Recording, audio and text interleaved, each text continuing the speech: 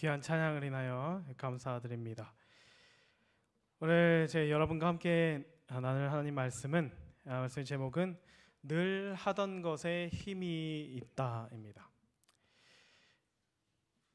여러분은 혹시 이 수영 선수를 아시나요? 잘 아시죠? 예, 마이클 펠프스라는 미국 수영 선수입니다. 지금은 은퇴했지만 아직도 그가 세운 전무후무한 기록들은 남아 있지요. 이 펠프스 선수가 가장 어떻게 보면 그의 인생에서 가장 큰 업적을 남겼을 때가 2008년 베이징 올림픽 때였습니다. 금메달을 무려 몇 개를 땄어요? 8개를 땄어요. 8개를. 8종목에 출전해서 8개를 땄습니다. 그래서 이 베이징 올림픽 때 사람들이 농담조로 어떻게 했냐면 1등 중국, 2등 미국, 3등 영국, 4등 호주, 5등 펠프스 그랬어요. 6등보다 금메달을 더 많이 땄습니다. 혼자서. 그렇게 대단한 선수였죠. 근데 사실 이 선수가 이렇게 한 데에는 엄청난 피나는 노력과 연습이 있었을 것입니다. 그리고 이 펠프스 선수, 이 수영 선수가 이 자신이 지금까지 늘 해오던 것에서 그리고 그 익숙한 그렇게 완전히 자기 어떤 수영이라는 것이 자기의 몸에 완전히 체득되어서 경험하게 된 그 결과들이 결국 금메달로 이어지게 되죠. 근데 여기에 펠프스가 이 2008년도에 딴 8개의 금메달 중에서 하나의 비하인드 스토리가 있습니다. 그건 무엇이냐면 8개 종목 중에 이 펠프스가 참가한 것 중에 저병으로 아시죠? 저병으로 200m를 수영하는 경기에 출전을 하게 됩니다. 그런데 펠프스가 이제 나중에 훗날 이야기한 것은 뭐냐면 이제 가서 이제 한 번, 두 번, 세 번 턴을 해야 되잖아요. 두 번째 턴을 할 때 그 쓰고 있었던 물안경이 벗겨지면서 앞을 제대로 볼 수 없게 된 거예요. 그러면 어떻게 해야 합니까? 그래서 펠프스는 원래는 그 턴을 할 때 항상 그 딱 보고 나서 정확한 지점에서 딱 턴을 해야 되는데 지금까지 그것을 앞을 제대로 볼 수 없기 때문에 펠프스는 자기가 몇 번의 스트로크를 하는지 센 후에 거기서 그대로 턴을 해서 금메달을 딴 거예요. 근데 무려 그게 세계 신기록이었습니다. 참 대단한 선수이죠. 이 펠프스가 정말 그 위기의 순간을 이겨내고 금메달을 딸 수 있을 최고의 그 퍼포먼스를 펼칠 수 있던 것에는 그가 지금까지 해왔던 수많은 행동의 반복이 그것을 가능하게 했다라는 것입니다. 그래서 그는 자기가 스트로크를 한 번 할 때마다 얼마 가는지를 알고 몇 번을 하면 그것을 한 코스를 완주하는 것을 알며 언제 자신이 돌아야 한다는 것을 완전히 몸으로 체득했기 때문에 그것이 가능한 것이죠. 이러한 수많은 같은 행동의 반복을 우리는 습관이라고 부릅니다. 그 미국에 있는 듀크 대학교 연구에 따르면 보통 사람들 우리가요 살아갈 때 하는 우리 행동의 40% 정도는 의식적인 행동이 아닌 습관에서 비롯된 행동이라는 연구 결과가 있습니다. 그만큼 사람들은 내 의지보다 또 의지 그 이상으로 우리는 습관의 영향을 많이 받고 살아간다는 거예요. 언제부턴가 시작된 그 반복된 행동의 결과가 우리의 삶에 많은 결과물들을 만들어낸다라고 하는 것입니다. 처음에는 단순한 행동이 반복되지요. 하지만 그래서 평상시에는 자연스러워갖고 자기가 이게 습관인지도 인지하지 못합니다. 그러나 어떤 위기의 순간이 찾아올 때, 어떤 한 특별한 순간이 찾아올 때 그동안 들였던 그 습관이 엄청난 힘을 발휘한다는 것을 이 펠프스의 경험을 통하여 우리가 할 수 있는 것이죠. 하나님의 말씀에도 보면 그런 이 습관, 즉 반복적으로 드러난 그 중요한 몇 가지의 행동들이 정말 얼마나 중요한지를 알게 하는 이야기들이 있습니다. 그 중에서 가장 대표적인 이야기가 예수님의 이야기예요. 예수님께서 제자들과 유월절을 마지막으로 보내십니다.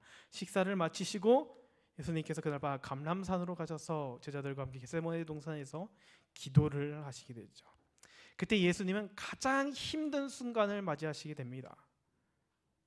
인생에서 가장 힘든 순간, 그분의 가장 그 어려운 순간을 맞이하시게 되는 거죠. 십자가가 가까웠음을 아시고.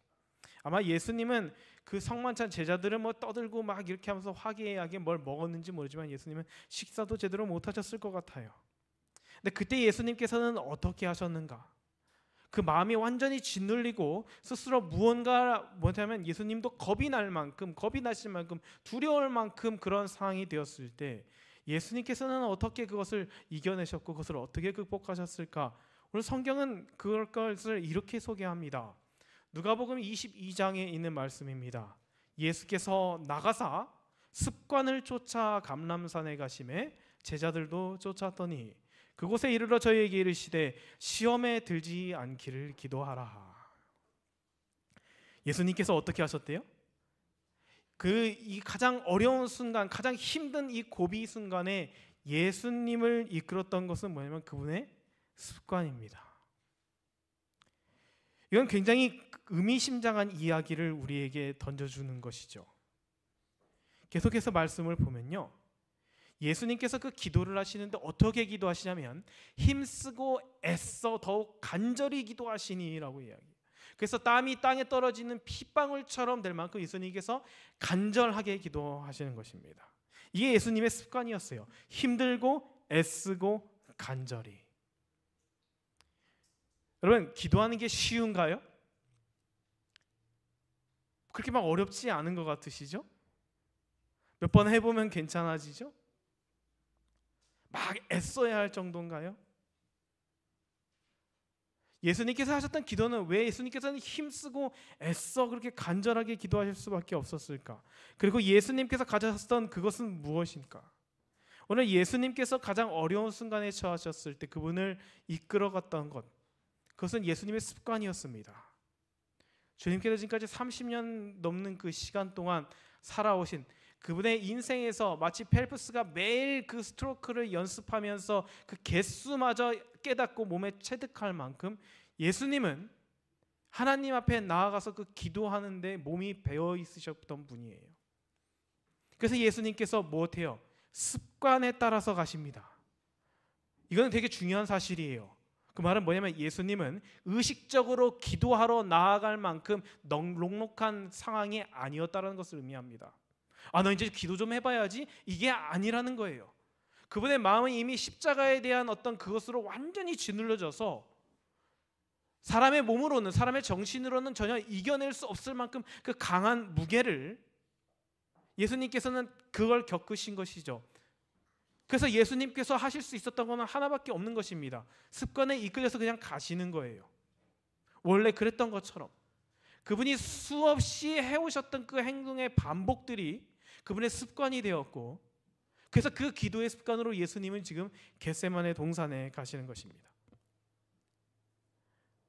왜 이렇게 우리가 신앙생활에서 정말 중요한 것 한 가지가 있다면 바로 이 거룩한 습관을 갖는 것입니다. 신앙은 어떤 꾸준함으로 어떤 한 경지에 도달하는 게 아니에요. 하나님은 우리가 10년 정도 드린 기도는 응답해 주시고, 야, 그 좀 더 해라, 5년 더 해갖고 15년 채워라. 하나님은 이런 식으로 우리에게 신앙생활을 하도록 요구하시지 않습니다. 하나님은 우리가 얼마나 간절한지, 야, 이거 아직 덜 간절한데 좀 더 해봐라고 하나님께서 그렇게 요구하지 않으셔요. 그것은 성경이 이야기하는 신앙은 아닙니다. 그러나 이 거룩한 습관이라고 하는 것은 우리가 하나님 앞에 나아갈 때, 그리고 주님 앞에 우리가 나아가서 기도하고 말씀 보고 교회 가고 하는 이 모든의 신앙 행위가 과연 우리에게 얼마나 습관화되어 있는가를 우리는 점검하면서 살아가야 한다는 것이죠. 그리고 그거는 잘 드러나지가 않는다라는 것입니다. 많은 그리스도인들이 착각하는 것이 있어요. 스스로 속고 살아갑니다. 그럼 아주 자신 있어 하는 뭐가 있는데, 그게 뭐냐면 나는 언제든지 기도할 수 있어요. 나는 언제든지 말씀 볼 수 있어. 나는 언제든지 봉사할 수 있고. 근데 지금은 뭐예요? 지금은 약간 내가 지금 졸고 있어요. 제자들처럼. 지금은 좀 피곤해서, 그죠? 지금은 좀 바빠서 내가 잠깐 미뤄두지만 내가 언제든지 나는 주님께 기도할 수 있고, 나는 언제 상황이 딱 닥치면 나는 바로 주님께 달려갈 거야. 자신합니다. 근데 정말 그럴까요? 여러분, 예수님은 지금 어느 때보다 힘쓰며 애쓰며 간절하게 기도하고 계시는데 제자들은 뭐 하고 있어요? 잠들고 있어요.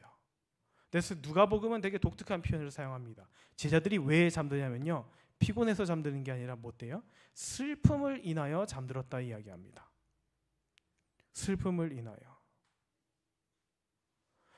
지금 이 제자들과 예수님의 모습은 너무나 상반되는 것이죠. 예수님은 그분의 마음속에 드어지는 올려지는 그 무게를 극복하고 그걸 이겨내시기 위하여 어떻게 습관에 따라 기도하러 가시는데, 제자들은 자신의 마음을 막 슬픔이 짓누르자 무엇합니까? 잠을 자버려요. 완전히 다른 방법을 선택하시죠. 제자들은 그 슬픔을 외면하고 거기서부터 도망치기 위하여 그냥 잠을 선택하는 것입니다. 쉽게 이야기해서 제자들은 이 예수님께서 가지신 거룩한 습관이 없었어요. 이렇게 표현하면 맞을지 모르겠지만 그들은 사실 기도할 줄 모릅니다. 이상하죠? 아니요, 할 수 있는데요. 여러분, 우리가 운전하잖아요. 그래서 운전할 줄 알아요? 여러분, 운전할 줄 아십니까? 네, 저 운전할 줄 압니다. 운전할 줄 안다라는 것은 어떤 특정 길이나 제가 여기서 저기까지는 갈 수 있습니다. 아니면 아주 날씨가 맑고 화창할 때 그때는 거기까지 갈 수 있습니다. 어떤 특정 길이나 어떤 특정 상황에서 자동차를 조작해 본 경험이 있다라고 해서 그것을 우리가 운전한다라는 것으로 우리가 이해하지 않아요. 운전을 정말 할 수 있다라는 것은 뭐냐면요, 거기가 좁은 골목길이든 넓은 대로든 고속도로이든 비포장도로든, 그래서 정말 다양한 종류의 도로들이 존재할 때, 그리고 때로는 거기는 한 번도 가보지 않은 새로운 동네에서, 제가 우리 아까 우인지 집사님이 가셨다고 했는데, 거기를 갈 줄 아는 것, 그곳에서도 자동차를 능숙하게 다루는 걸 우리가 운전을 할 수 있다라고 이야기합니다. 그것이 운전할 수 있는 것이죠.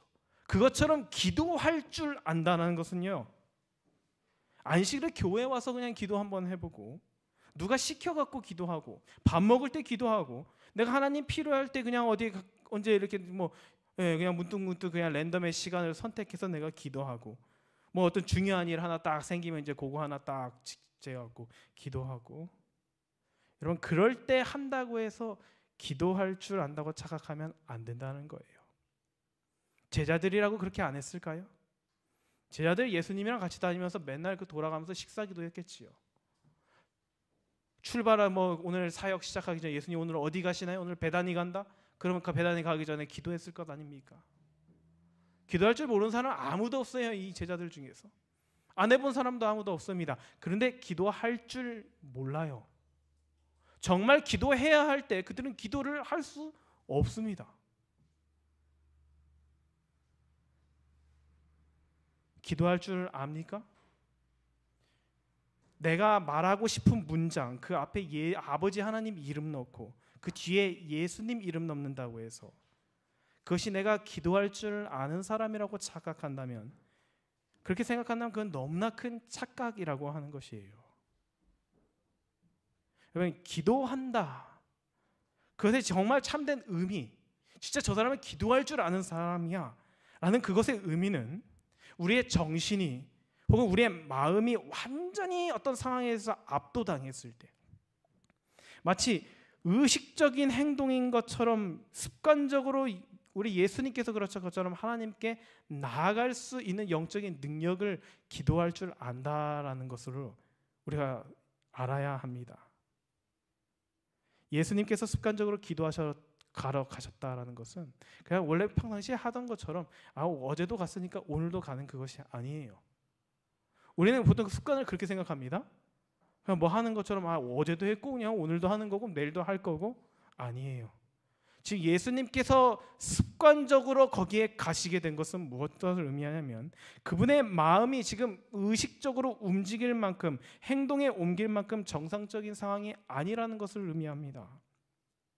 지금 기도하러 살 상태가 아니에요. 이게 없는 거예요. 마음이 완전히 거기에 눌려갖고. 여러분, 예수님이 얼마나 두려우셨는지 성경은 정확하게 이야기합니다.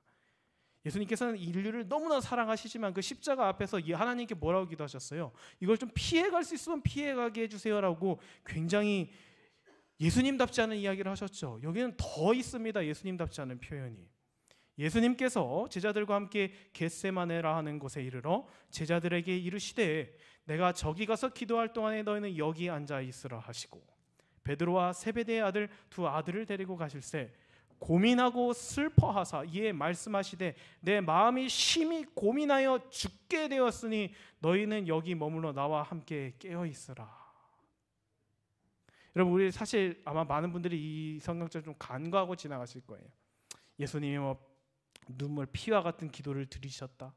그 다음에 제일 잘 기억하는 건 뭐예요? 예수님이 기는 이 잔을 내게서 거두시옵소서. 그러나 내 뜻대로 마옵시고 아버지의 뜻대로 하옵소서. 우리가 이런 예수님의 멋진 말들은 기억하는데 이 이야기를 귀담아 들은 것도 저도 사실 이 말씀을 그렇게 눈여겨보지는 않았던 것 같아요. 그런데 제가 이번에 말씀을 묵상하면서 예수님의 마음을 조금 바라보게 되었어요. 그때는 예수님이 어느 정도 상태냐면요, 고민하고 슬퍼하시는데 예수님이 뭐라고 하냐면 나 죽겠다라고 이야기하세요. 심히 고민하여 뭐예요? 죽게 되었으니.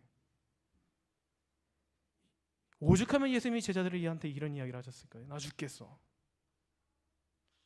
예전에 제가 하는 의학 드라마의 한 장면을 보게 됐는데 병원에서는 절대 하지 말아야 될 말이 그런 거래요. 죽겠어. 특히 중환자실에는 절대 사용하면 안 됩니다. 아, 힘들어 죽겠어? 이런 거 안 된대요. 그 산부인과 의사가 그 옆에 있던 이야기합니다. 우리가 막 깜짝 놀라면 뭐라 그래요? 애 떨어지는 줄 알았다 하죠. 그게 얼마나 무섭고 두려운 건데 그런 이야기 하냐고 뭐라고 이야기해요. 그러면 예수님께도 마찬가지예요. 예수님께도 죽음이란 그냥 뱉을 수 없는 단어입니다. 예수님에게 죽음이란 인류를 위한 창조주의 희생이에요. 그렇죠? 이 세상 그 어떤 사람도 감당할 수 없는 무게를 가진 단어가 예수님께 죽음입니다. 근데 그런 주님께서 뭐 할 것 같냐면 얼마나 고민이 되고 얼마나 그것이 무거우면 못해요? 나 죽겠다라고 얘기해요. 죽겠다. 나랑 좀 기도 좀 해줘. 날 위해서 좀 기도 좀 해줘. 이 예수님의 거의 첫 번째 부탁인 것 같아요. 처음이자 마지막 부탁이에요. 기도해달라. 지금까지 예수님은 늘 다른 사람을 위해 기도하시는 분이었지요. 근데 오늘은 예수님이 기도 좀 해달라고 얘기해요. 예수님이 습관적으로 기도하러 가신 것은 예수님이 정상적으로 그냥 야 오늘 밥도 먹었으니까 맨날 하던 것처럼 저녁 식사 후에 동산 가서 기도하시는 것이 아니에요. 성경이 의도적으로 습관적으로 가셨다라고 하는 것은 매일같이 그냥 가는 것이랑 다르다는 것이죠. 예수님은 아무것도 하실 수 없을 만큼 그 마음이 눌리고 사람의 그 예수님도 우리와 같은 감정을 가지신 분이었죠. 그죠? 죄는 없으시면 우리의 연약성을 다 가지십니다.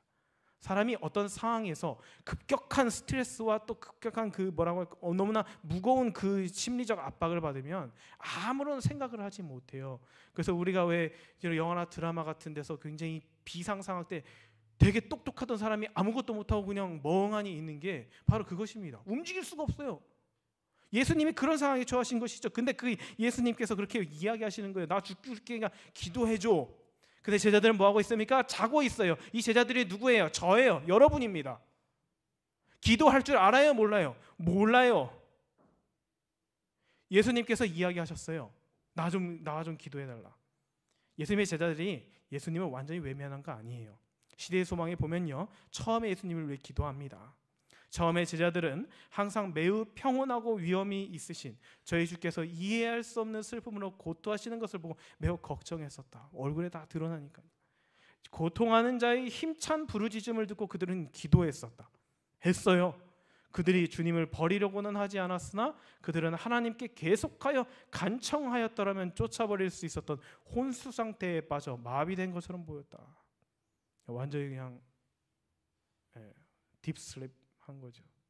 그들은 시험을 물리치기 위하여 깨어서 열심히 기도할 필요가 있음을 깨닫지 못하였다. 기도할 줄 압니까? 기도할 줄 아는 거예요?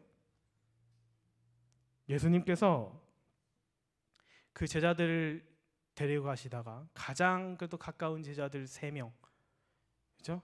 요한과 야고보 그리고 베드로를 데리고 조금 더 가셨어요. 그리고 그들에게 기도를 부탁하시고 조금 더 가셔서 펄썩 땅에 그냥 엎드리셔서 기도합니다. 쓰러지셨어요. 그리고 나서 그 유명한 기도를 드리십니다. 그 기도를 드리시고 나서 너무 힘들고 너무 그렇기 때문에 간신히 일어나셔서 제자들에게 와요. 이들이 나를 위하여 기도하는 그 제자들을 바라보기 위해 오는데 그 제자들이 뭐 하고 있습니까? 자고 있지요. 예수님께서 베드로를 이야기하세요. 야, 어떻게? 어때요? 풀어보 얘기하면 그냥 어떻게 1시간도 기도하지 못하냐라고 이야기해요.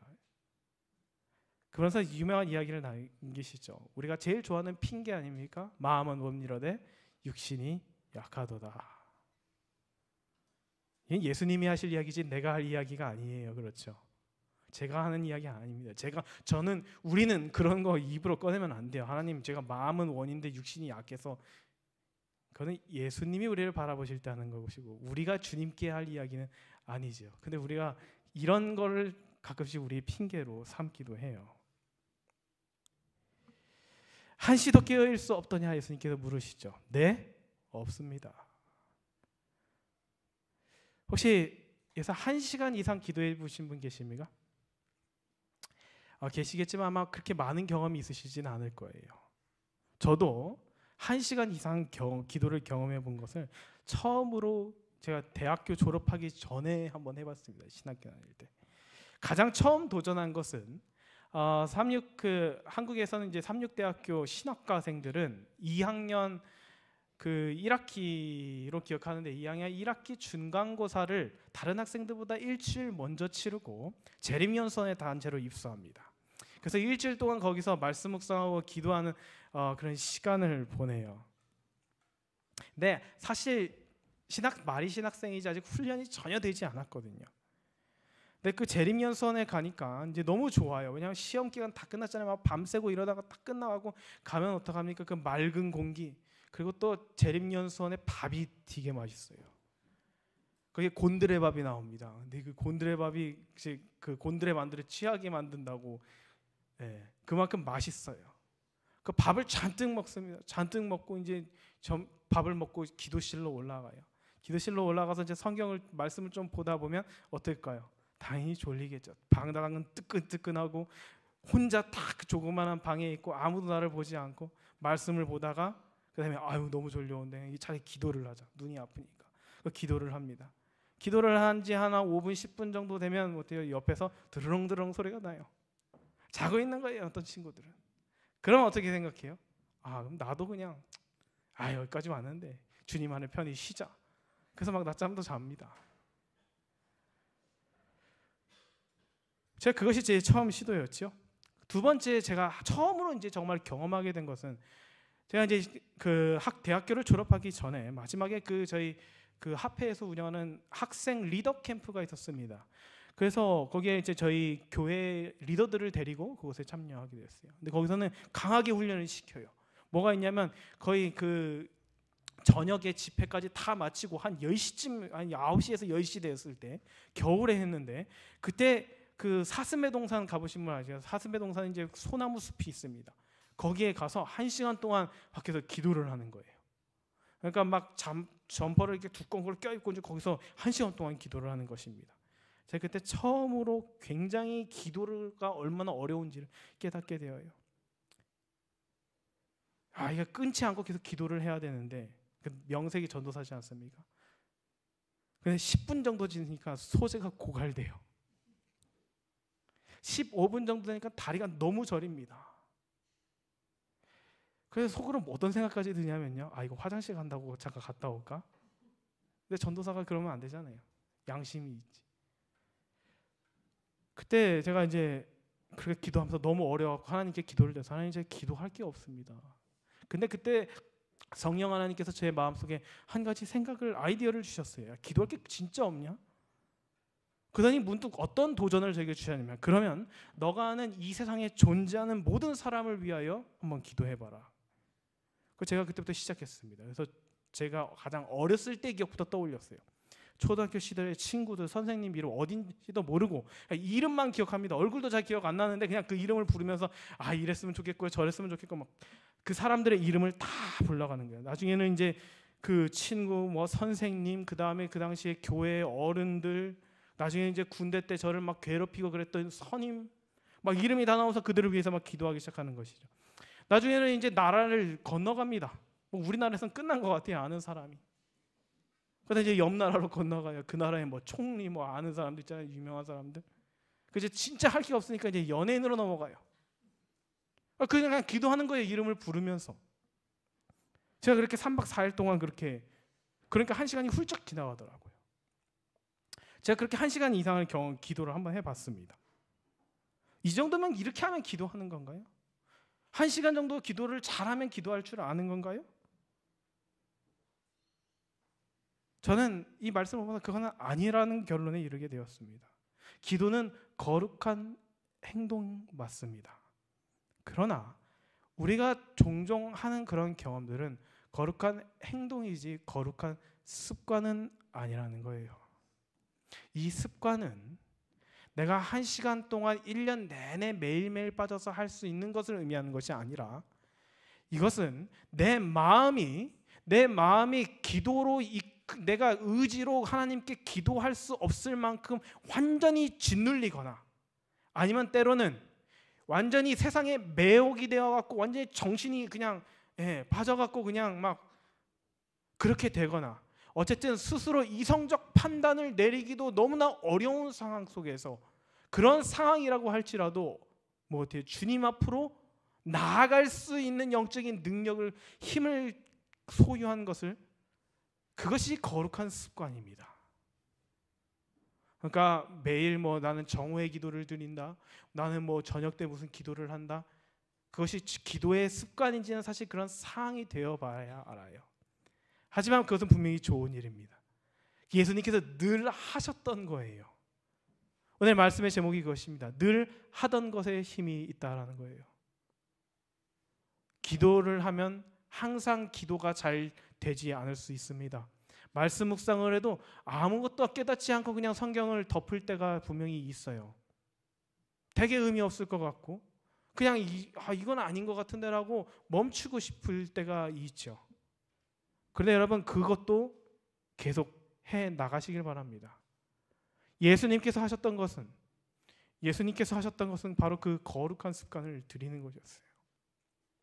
어떤 인간의 노력으로 막 그것을 내 몸에 체득하려는 것이 아니라 그분은 그렇게 날마다 왜 예수님도 없으셨겠습니까? 기도하기 싫을 때가 있고 말씀 보고 싶지 않을 때가 있었겠지요. 제자들이 말 지질나게 안 들으면 그들을 위하여 기도하고 싶지 않을 때가 있으셨을 것입니다. 하지만 예수님은 그러한 자신의 욕심과 그런 의지들을 주님 앞에 내려놓으심으로써 하나님과 교제하는 시간을 갖기로 선택하셨고 예수님의 그러한 시간들이 쌓이고 쌓여서 그분은 이제 인간 스스로는 감당할 수 없을 만한 무게가 그 마음을 짓누르고 있는 상황 속에서 습관처럼 주님 앞에 나아가도록 했다라고 하는 것이에요. 그러나 예수님의 제자는 3년 반 동안 그분과 함께하면서 앞에다가 아버지 하나님 그리고 뒤에다가 예수님 이름을 붙는 것은 배웠을지 모르지만 예수님처럼 그들이 아무것도 이성적으로 판단하기 어려울 만한 그런 상황이 저왔을 때 그들은 기도할 줄 몰랐습니다.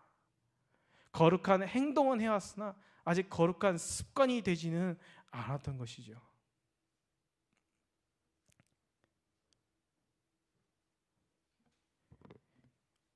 예수님께서 그래서 이야기하시죠. 마음은 원이로되 육신이 약하도다. 마음은 기도하고 싶은데 몸이 안 따라준다. 뭐 다리가 아프다. 이런 의미가 아니에요. 졸음이 와서 밤이 너무 늦어서 지금 그 이야기를 예수님께서 하려고 하시는 것이 아니에요. 야 졸린 것도 못 참냐? 예수님께서 그 말씀하시는 것이 아닙니다. 마음은 원이로되 뭐냐면 기도는 하고 싶어요. 기도가 좋은 것은 알아요. 하고 싶은 건 알지만 전혀 훈련이 되어 있지를 않습니다.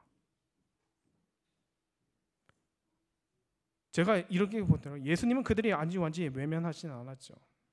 예수님을 위해 기도했습니다. 근데 하다 보니까 이제 더 이상 할 게 없는 거예요. 그게 뭐예요? 기도했으니까 그냥 누워서 자는 것이지요. 제가 여기서 한 가지 되게 확실해 보이는 발견한 한 가지는 뭐냐면 단연코 제자들은 예수님을 위해 1시간 이상 기도해 본 적이 없었을 것입니다.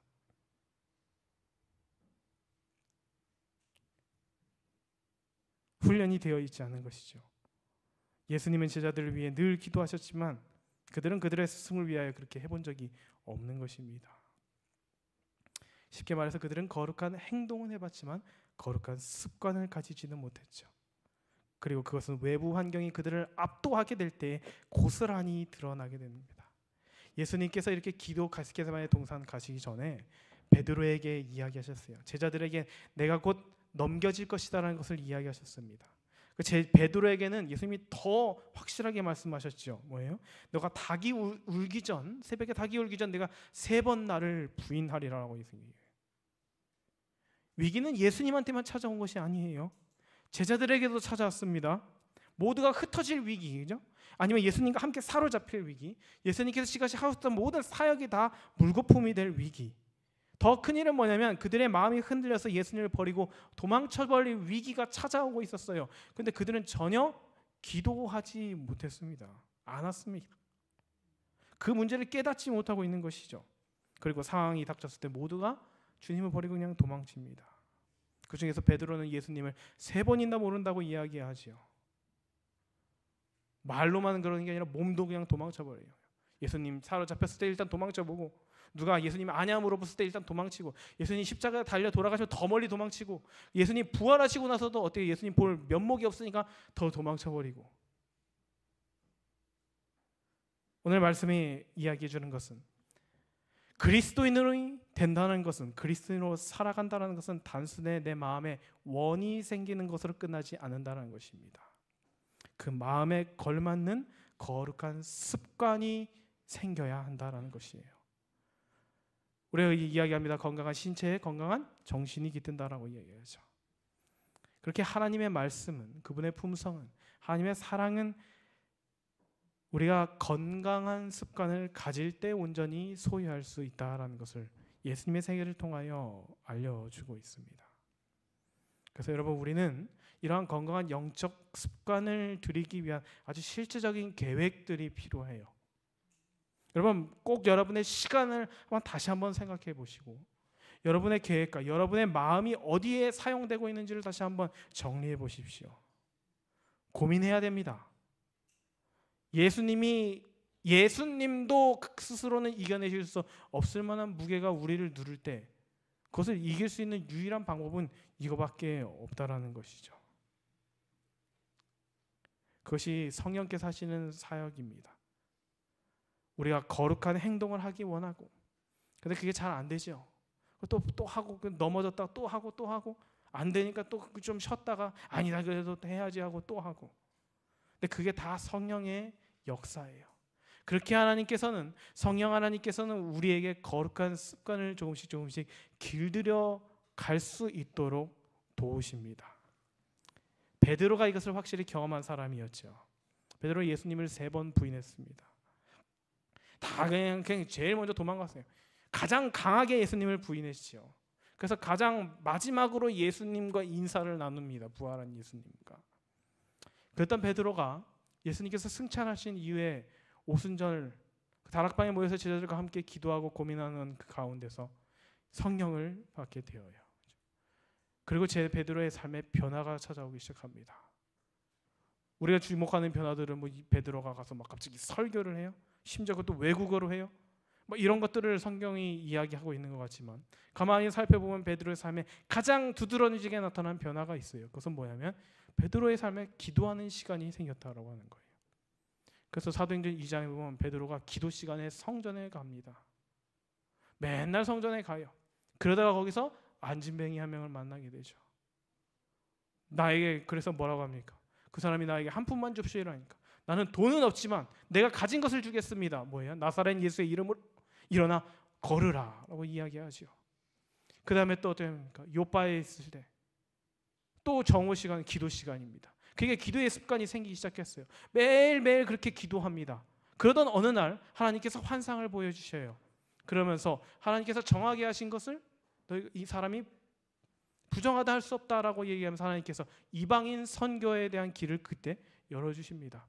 이것은 베드로가 예수님과 함께 있을 때는 경험하지 못했던 변화였어요. 그가 성령을 받고 그가 성령의 인도하심에 굴복하게 되었을 때 그의 삶에 무엇이 생겼냐면 거룩한 습관이 드디어 생긴 것입니다. 거룩한 습관이 그를 생겼고 그 거룩한 습관이 그를 인도해 갔다라고 하는 것이죠. 말씀을 정리하면서 성경에서 이렇게 이야기하셨죠. 쉬지 말고 못해요? 기도하라. 왜 그런 줄 아세요? 계속 하라고요? 계속 비나이다 비나이다 것처럼 그런 간절함을 하나님께서 요구하시는 겁니까? 아니에요.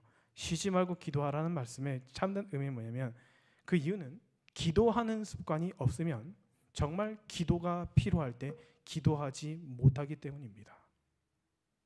예수님과 같은 거룩한 습관이 없으면 우리는 예수님처럼 십자가 같은 무거운 짐이 우리를 누를 때 우리는 단 한마디도 꺼내지 못하고 그냥 사탄이 휩쓸려 버리는 대로 그냥 쓸려가게 된다는 것입니다. 그게 예수님께서 제자들에게 참으로 가르쳐주고 싶으셨던 한 가지 역사이죠. 오늘 마지막 예수님의 말씀은 참 가슴이 아픕니다. 예수님께서 날 위해 기도해달라고 3번 말씀하셨어요. 근데 3번 다 뭐하고 있습니까? 자고 있어요.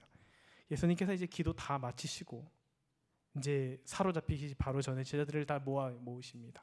그럼 예수님께서 뭐라고 이야기하시냐면 이제는 자고 쉬라. 그래, 그냥 자라. 네. 정말 자라는 거예요? 아니죠. 네.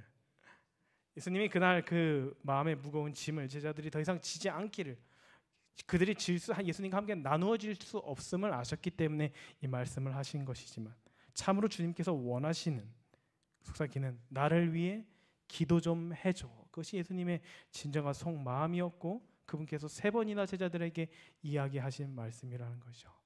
그것은 무엇이냐면 우리에게 다시 한번 이 거룩한 습관을 들이라는 주님의 초청이 되는 것입니다. 사랑하는 성도 여러분, 오늘 이 말씀 속에서 예수님께서 가르치셨던 것, 우리가 따라갈 수 있는 예수님의 모범은 거의 아예 없습니다. 우린 예수님의 행동을 흉내낼 수 없어요. 예수님의 같은 사랑을 가지고 있지 않기 때문이죠. 하지만 우리가 그래도 주님의 제자로서 그분을 따라갈 수 있는 몇 가지 발자취가 있다라고 한다면 바로 주님께서 매일매일의 시간을 하나님과 함께 하시면서 길들이신 그 바로 거룩한 습관을 갖는 일이라는 것입니다. 아무쪼록 사랑하는 성도 여러분, 여러분의 모두의 삶 속에 이 거룩한 습관이 생겨나기를 축복합니다. 우리 주님과 함께하는 그 시간이 우리의 마음을 억누르는 그 십자가보다도 훨씬 더 무거운 십자가에 견줄 만한 무게가 우리를 짓누를 때 우리에게 가지고 있던 그 거룩한 습관, 성령께서 길들이신 그 습관이 우리를 주님 앞으로 데려다 주게 된 그 귀한 경험을 고대하고 기대하면서 살아가시는 저 여러분 되길 바라면서 오늘 말씀을 마치겠습니다.